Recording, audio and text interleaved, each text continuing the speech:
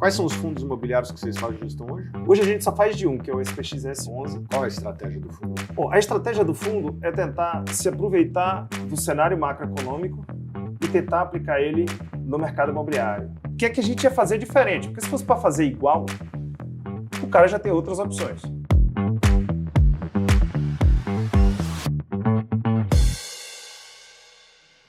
Sejam bem-vindos a mais um quadro Reis dos FIIs. Eu convido aqui gestores de fundos imobiliários para conversar conosco a respeito de fundos imobiliários, obviamente. E hoje estou com o Pedro Daltro, da SPX. Tudo bom, Pedro? Tudo jóia? Tudo ótimo. Legal. Pedro, a SPX é uma gestora muito conhecida, uma gestora enorme, porém, no segmento de fundos imobiliários, ela é jovem, né? Uma empresa que faz pouco tempo nesse segmento.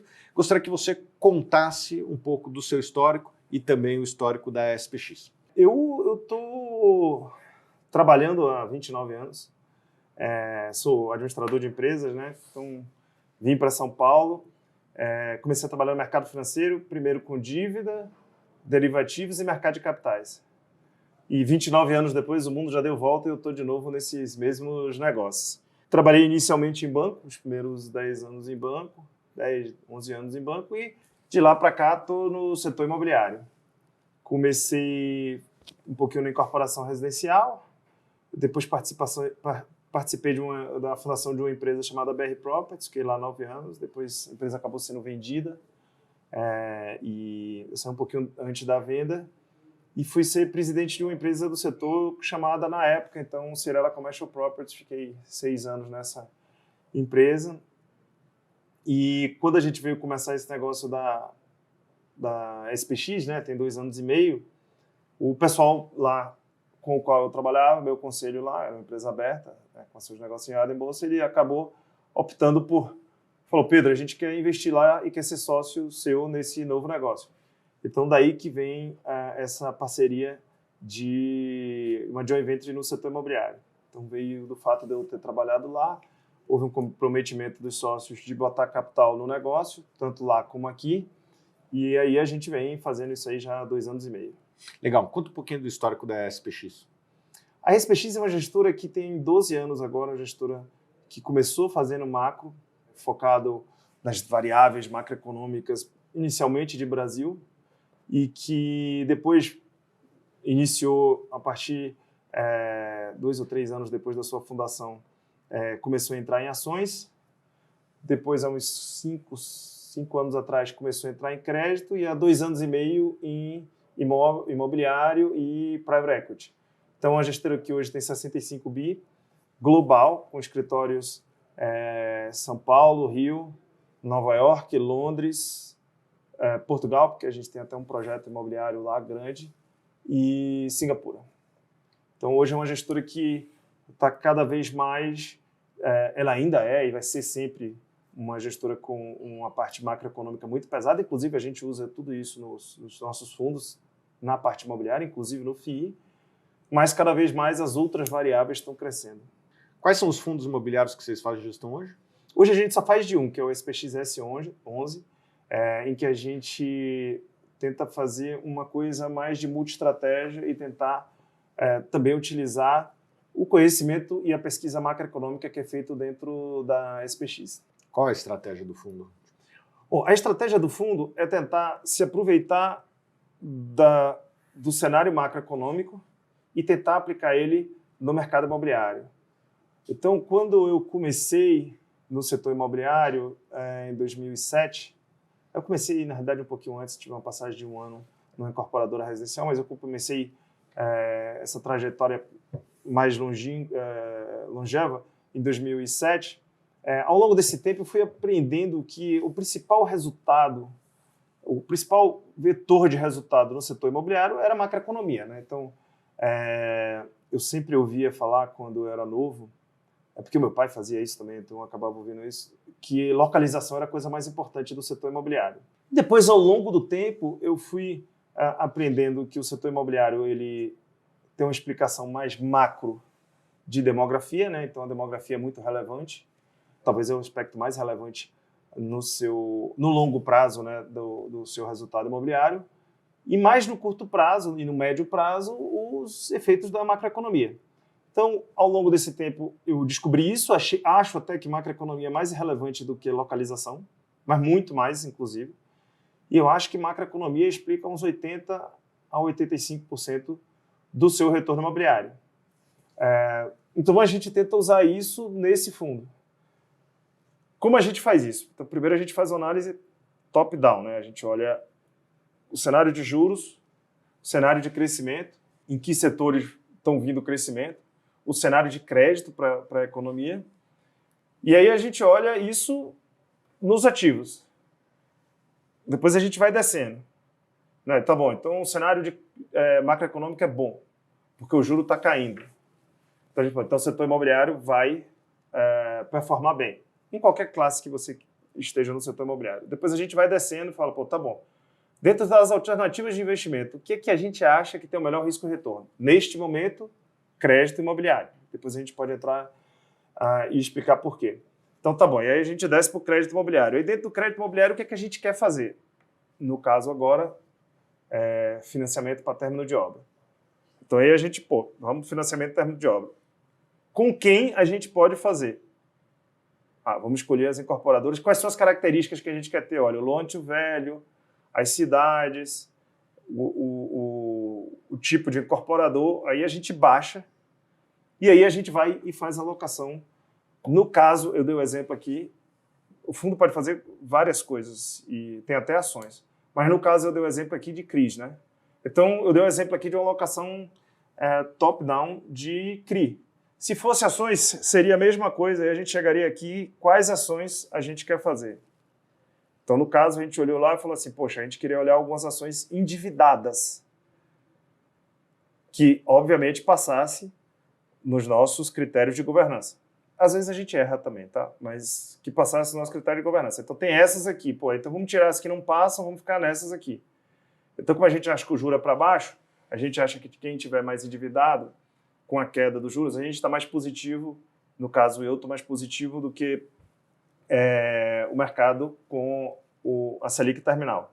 Então a gente olha aquelas ações ali que a gente acha que pode performar melhor, com o cenário de queda de juros, que tem mais alfa, e a gente investe nessas ações. Então é mais ou menos assim, isso a gente fazia inicialmente, tanto na BR Properties quanto na época Cirela Commercial Properties, de uma forma com poucos dados, né, só intuitiva. Na SPX a gente tem muitos dados. Então, quando a gente foi criar essa gestora, a grande preocupação que eu tive foi, tá bom, tem muita gestora, muita gente boa, outros não tanto, mas tem um número razoável de gente boa no mercado.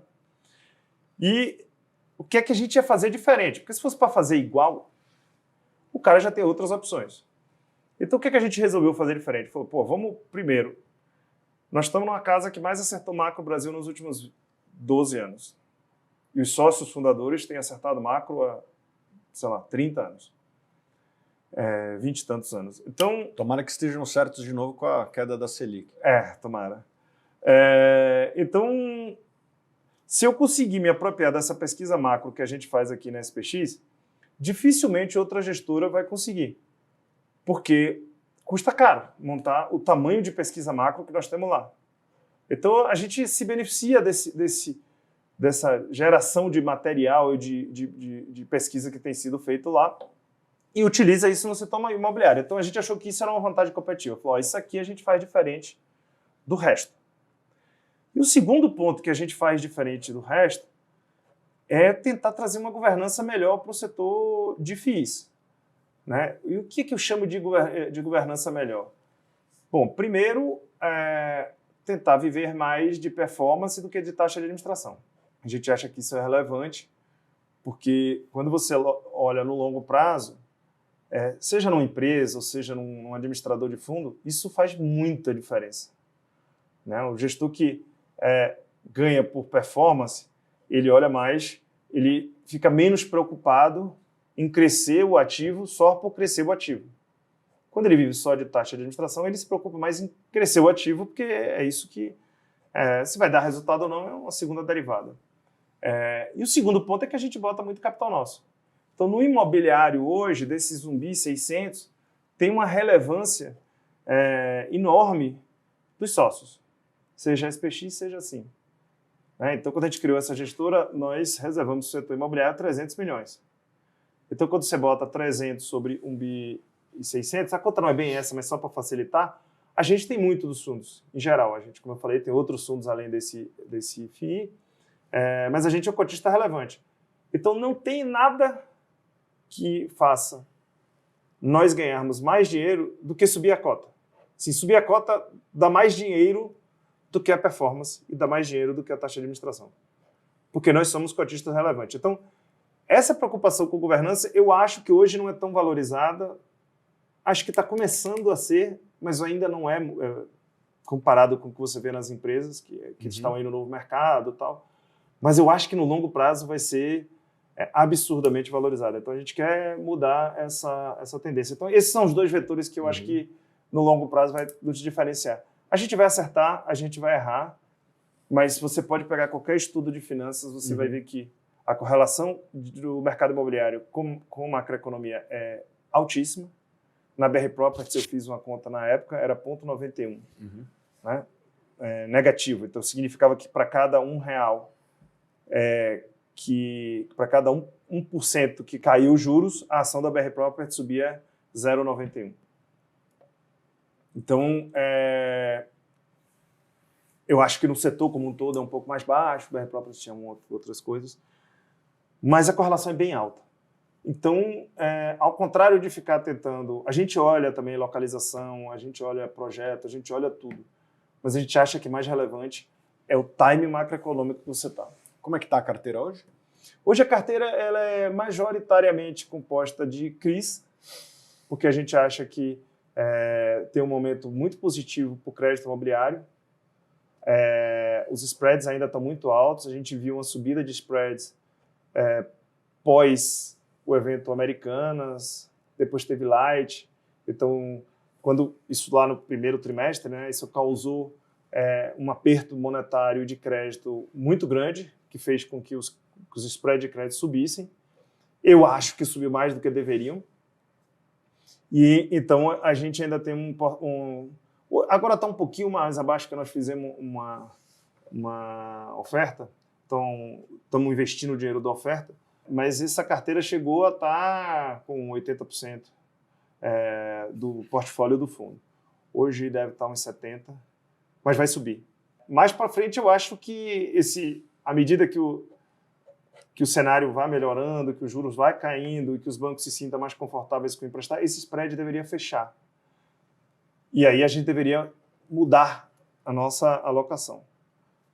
Tem um percentual em FIIs que a gente usa taticamente, que é só o período para alocar o dinheiro da oferta. A gente não é daquele gestor que tem pressa, que aqui já sai o alocado, a gente acha que... como é que nós estamos nesse negócio por longo prazo, tem grande parte do dinheiro é nosso, uma parte relevante, não grande parte, mas uma parte relevante. Então, a gente gosta de pensar em cenários de 2, 3 anos, não de 2 dias. Então, a gente não tenta sair com todo o dinheiro alocado da oferta, e sim, vamos tentar buscar qual é o melhor momento para entrar, que não necessariamente é o dia seguinte pós-oferta. Aliás, 99% das vezes não é, né? Então, a gente hoje está uns 70% em CRIs, há uns 25% em FIIs, uma parte tática, outra parte mais estrutural, de longo prazo, e um pouquinho em ações imobiliárias, 5%, que essa alocação pode crescer até 10%, mas por enquanto, como eu acho que não é o momento, a gente acabou não crescendo. Mas vamos crescer. Pedro, conta um pouquinho de como funciona essa sociedade com a Sim. Perfeito. Eu acho que essa sociedade ela facilita pela minha presença, pelo fato de eu ter passado 6 anos lá, então ter conhecido todos os acionistas lá, o fato deles serem investidores, então o fato quando eu vim para a SPX, a gente montar esse negócio junto. Então, ela é muito facilitada por isso, porque eu consigo fazer essa interlocução com os dois lados. O fato de eu ser sócio da SPX também ajuda, né, porque eu estou alinhado com a SPX, o fato de eu ainda ter um pouquinho de participação, ações lá, assim, bem pequena, mas eu tenho. Então, o que a gente tentou aqui foi, vamos trazer uma cabeça imobiliária, apesar da gente achar que o imobiliário explica 20% do retorno e 80% ser macro, mas ele é relevante, 20% é uma parcela significativa. Então, a gente está tentando pegar o melhor de todos os mundos, né? Você tem uma cabeça imobiliária que tem talvez o ecossistema mais bem sucedido no setor nos últimos 50 anos no Brasil, com uma cabeça macro. E aí tentar juntar essas duas cabeças e aí montar um time que consiga executar, né? Não adianta só você ter essas duas cabeças e na hora da execução, a execução seja falha. Acho que nesse período de 2 anos e meio a gente tem conseguido juntar os dois jeitos de pensar com uma execução boa. Pedro, para terminar aqui, a torre a qual nós estamos aqui na Suno, né, é uma torre que tem um histórico muito grande e você já se envolveu em algumas transações. Conta um pouco do histórico dessa torre, vou pedir para o pessoal botar a imagem aí na tela. Conta um pouco do histórico, conta um pouco dos bastidores aí da construção e também das transações que você teve envolvido. Tá, não, essa torre aqui ela é bem legal, porque ela tem um histórico, eu acho que ela mostra um pouco do Brasil. Então ela tinha-se aqui tinha essa área, era um desenvolvimento imobiliário de uma empresa de energia, na época estatal. Então foi na época que as empresas estatais ainda era uma época que você tinha muito envolvimento estatal na economia e a empresa estatal começa a ter problemas financeiros, né? E ela larga a construção da torre no início, só tinha um esqueleto. Vou pedir para botarem aí como é que era o tratamento das estatais ao dinheiro público do cidadão paulista. Exatamente, então era um estatal do governo do estado de São Paulo. Então o governo do estado de São Paulo, na época, praticamente quebrou, início dos anos 90, vinha naquele jeito de fazer coisas que eu acho que não eram necessárias, não era necessária essa estatal na época fazer essa torre, porque ela não tinha capital para terminar, tanto que ela largou no meio, e o governo do estado de São Paulo passou dificuldades, então ficou durante um tempo, foi na época que eu cheguei em São Paulo, todo mundo conhecia como o esqueleto da empresa de energia, eu não quero citar aqui o nome, mas que deixou esse esqueleto no meio da cidade, então era uma coisa horrível. E eu digo que ela representa bem o Brasil porque era exatamente isso. O governo brasileiro quebrou na época, e por isso que a gente fala tanto de ajuste fiscal, porque o governo brasileiro quebrou e deixou essa obra parada no meio. Assim, tinha dezenas de obras paradas, milhares de obras paradas no meio. Era um prédio enorme aqui, deve ter uns 30 andares, num dos melhores lugares de São Paulo e abandonado. Meu pai falava na época que era bom, porque mostrava assim, a céu aberto os custos da má gestão para toda a sociedade. Era um sinal do fracasso daquele modelo. Então, mudando de chave, houve uma mudança no governo de São Paulo, que resolveu começar a privatização das empresas. E quando começou a privatização, por parte desse processo, não fazia nenhum sentido aquela empresa estatal, que depois virou privada, deter essa torre, que era um esqueleto. Que você passava, você enfeiava a cidade, né? Era um negócio horroroso. Passou alguns anos como esqueleto. Aí foi feito um leilão, um empreendedor na época, com bastante audacidade, comprou a torre como esqueleto e tinha uma loja, ao lado desse esqueleto tinha uma loja enorme de varejo, de alto luxo, que era aqui do lado, que virou das depois, das Lu. Vamos dar nomes aqui, era o Walter Torre, que inclusive ficava no andar de cima aqui. Exatamente. E depois a das Lu, ele acabou comprando num movimento de bastante audacidade e realmente mudou a cara da região, né? Foi um negócio realmente muito interessante. Ele acabou comprando tanto a torre, o esqueleto, quanto uma área atrás do shopping, que durante um tempo foi uma comunidade, depois fizeram moradias, para você ver como houve uma evolução do Brasil, né? A gente fica reclamando do Brasil hoje, mas houve bastante evolução do final dos anos 80 e início dos anos 90 para cá. Com certeza. Se a gente conseguir botar uma imagem dessa região aqui, o antes e depois... Exato, tinha uma comunidade, tinha das Lu, antes da Lu tinha uma comunidade aqui, depois fizeram casas para esse pessoal, para eles melhorarem a moradia, então ficou bem bacana. E aí fizeram uma torre, que hoje é a sede do Santander, que era o esqueleto. Sim. Ele comprou o esqueleto, ele acabou fazendo depois o shopping, e 2 torres acima do shopping. Fez onde era também a das Lu Teatro, que hoje tem o Teatro Santander, o estacionamento e o teatro. E quando você passa pela região hoje, você vê... mais um ponto importantíssimo.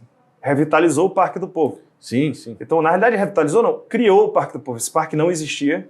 E essa conexão também que liga a Marginal... Exatamente. Com a Marginal ali para subir de bicicleta e tal, foi feito... A alça de acesso da JK para Marginal foi feito por esse empreendedor. Então, foi uma obra que transformou a cidade, não vamos... Com certeza. E olha só, quantas empresas de capital aberto, né, envolvidas. O Santander. Sim. Não sei se foi o Santander que comprou do caixa dele ou foi o Santander comprou dele essa torre que era o esqueleto. Então, olha só, Santander, empresa listada.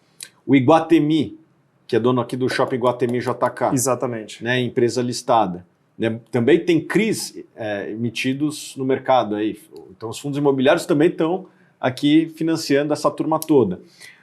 E a BR Malls... Não, desculpa, a BR Properties comprou a torre. A BR Properties comprou a torre. Exatamente. Comprou essas duas torres, né? Depois houve uma venda para a Brookfield. Isso. Que também é empresa listada, só que lá de fora. Então, lá de fora, e depois a Brookfield vendeu para a Sim. Exatamente. Que também é do para um fundo de pensão canadense chamado CPPIB. Os dois compraram essas duas torres de volta. Então, eu acho que aqui você tem vários aspectos. O primeiro, isso aqui mostra como a cidade se desenvolveu. Quer dizer, a cidade se desenvolveu para a Zona Sul. Eu estou falando aqui do mercado mais de escritório, né? Sim. Mas a região mais cara da cidade acabou ficando na Zona Sul. E eu acho que esse shopping, esse complexo aqui ajudou nisso. Depois também o mercado de escritório foi indo, já era na Zona Sul, mas foi indo mais para lá, e essa torre também mostra isso, essa evolução para lá.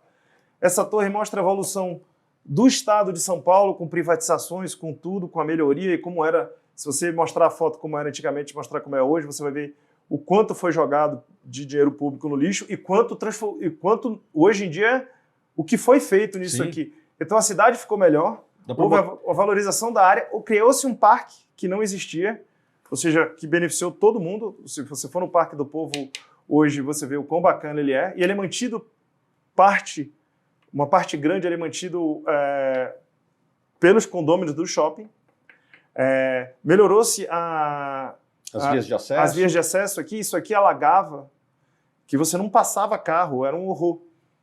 Então a cidade toda beneficiou-se com o desenvolvimento dessa área. E as comunidades também se As comunidades ganharam moradia de melhor qualidade, que deu muita dignidade, e eles hoje estão muito melhores do que o que eles estavam aqui. E vou pedir para botarem o antes e depois, com governança estatal e com mercado de capitais, porque isso aqui é um case de transformação da sociedade, do inventário, vamos dizer assim, urbano, antes e depois, né? Com mercado de capitais e sem mercado de capitais. Eu sou entusiasta do mercado de capitais, estou nele há 29 anos, de uma forma direta ou indireta, mas sempre nas empresas que eu trabalhei, a gente sempre listou as empresas. E sem mercado de capitais, esse complexo não existiria. Seria a foto anterior. Muito obrigado, Pedro. Prazer enorme. Prazer meu. Valeu. Valeu. E você? Qual o próximo gestor você gostaria que eu convidasse para o nosso quadro Reis dos Fundos Imobiliários? Bota aqui nos comentários.